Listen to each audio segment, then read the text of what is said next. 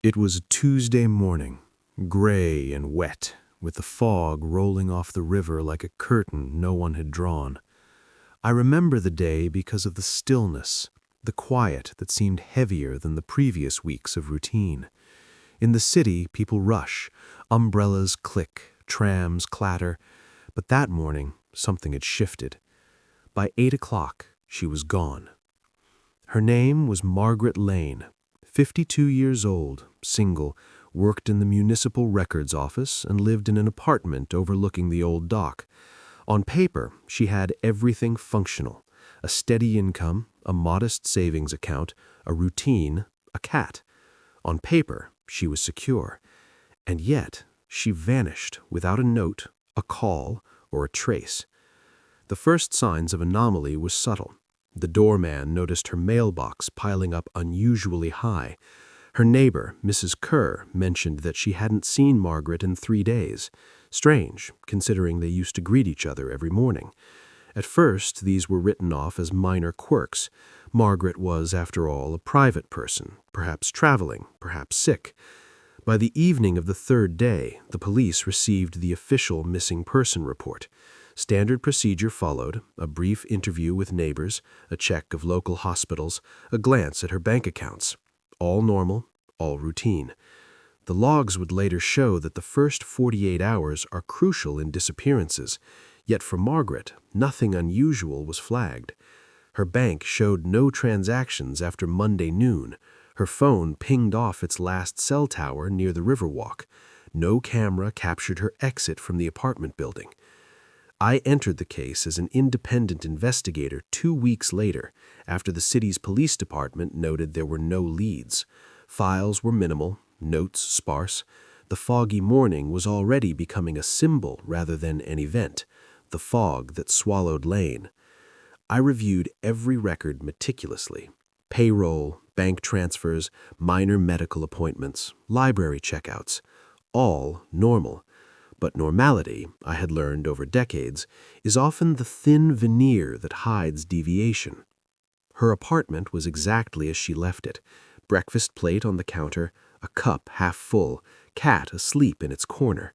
Nothing indicated struggle. Nothing indicated voluntary departure. No letters, no packed bags, no hints of a life beyond the apartment.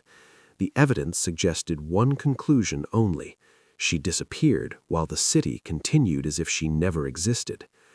The fog that day had been dense, reducing visibility to 30 meters along the Riverwalk. Surveillance cameras along the docks were operational, but didn't capture her leaving. There were no eyewitnesses.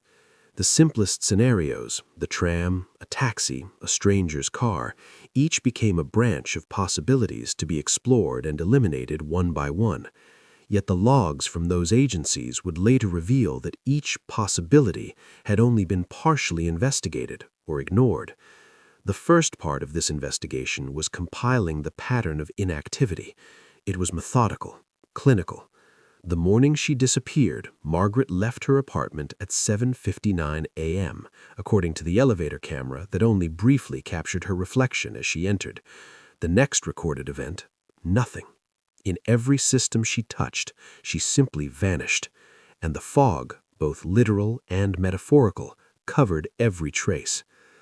By the end of the 3rd week, patterns began to emerge, not in her behavior, not in her life, but in the way the city treated her absence. I started mapping her interactions: payroll logs, library checkouts, grocery deliveries, even the cat's food order. Nothing indicated planned disappearance. Every routine had halted abruptly. I interviewed the neighbors one by one. Mr. Dobbs, from the floor below, recalled seeing her leave around 7:50 a.m., umbrella barely grasped, fog swirling around her ankles. No one saw her return.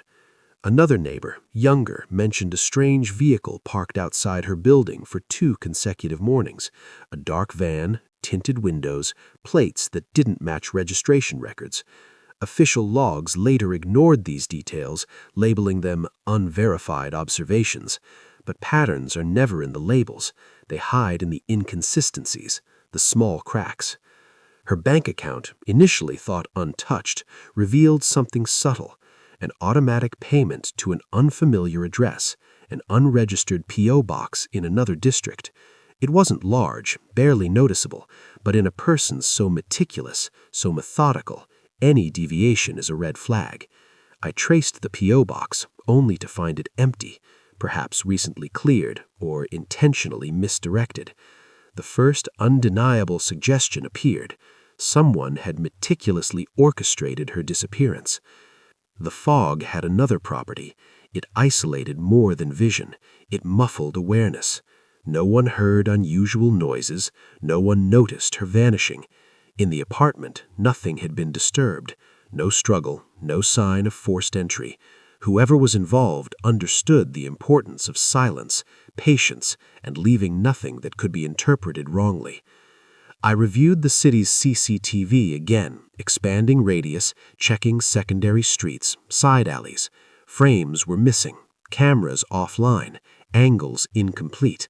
The gaps were not coincidental, they were systematic. Someone knew the city's surveillance weaknesses. Someone calculated every step to avoid detection. By the fourth week, the first witness came forward, but reluctantly. A delivery driver remembered a woman matching Margaret's description, escorted by a man in a gray coat, getting into the same van spotted earlier. The man's face remained hidden, the license plate partially obscured. Again, the police recorded the testimony, but took no immediate action. The gaps were widening, evidence being noted, but not acted upon. My internal monologue hardened. Decades in financial investigations had trained me to observe human behavior for profit, for leverage, for patterns. Here, the same principles applied. The disappearance was a transaction. Resources, time, attention, all shifted or withheld to facilitate a precise, calculated outcome. Emotional interpretations were useless. The facts alone revealed the depth of the betrayal the city had inflicted upon its citizens, and now upon Margaret.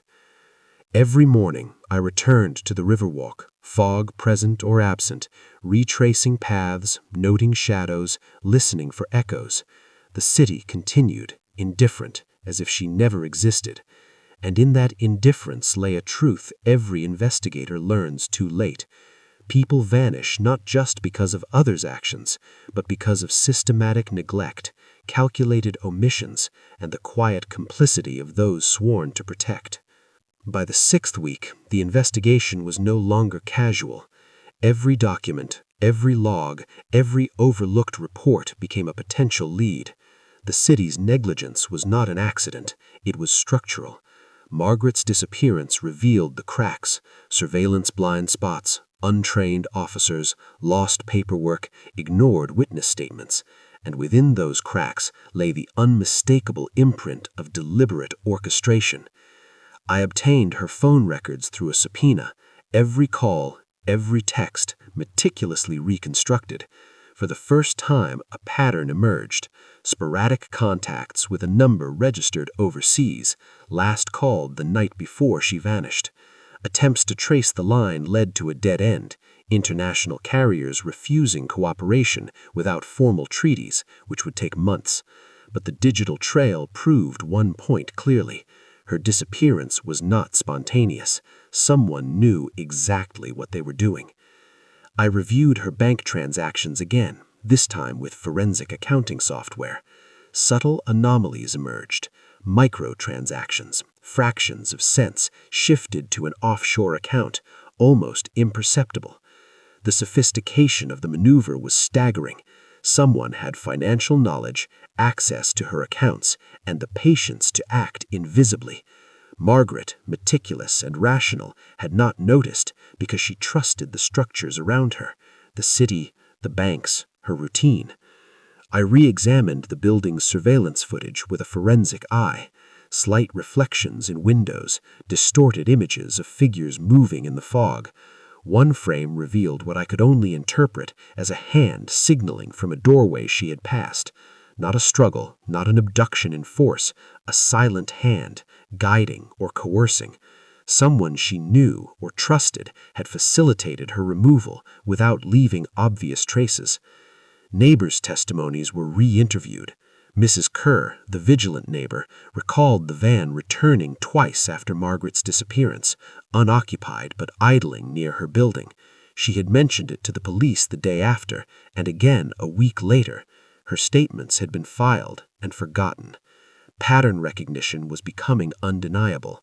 Someone familiar with the city's routines and law enforcement behavior had engineered every step. In my internal monologue, a chilling clarity emerged. Margaret's disappearance was not a crime of opportunity. It was a calculated transaction, executed with precision, exploiting every weakness, bureaucratic, structural, human. She had not been targeted randomly. She had been analyzed, anticipated, and removed with surgical efficiency.